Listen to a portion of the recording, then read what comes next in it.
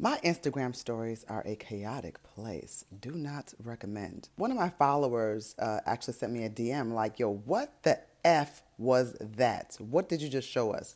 And they're referring to what you see above here, which is this iconic towel roll that used to be in public bathrooms. Yes. Everybody would go ahead and wipe their hands on that thing, and then they would bring it down to wipe down and get a clean roll out there. And this was something that was very, very normal. Now, especially in this era, right? We all got the hand sanitizers. We got antibacterial soap. People are wearing masks. We don't want to be around each other. Like, I barely even take the subway anymore. Things like that.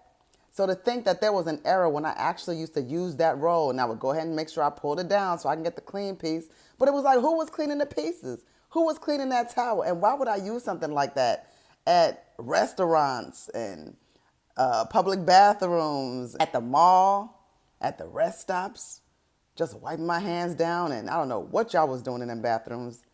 I know what I was doing. That's nasty. That was nasty. You're right. That was nasty.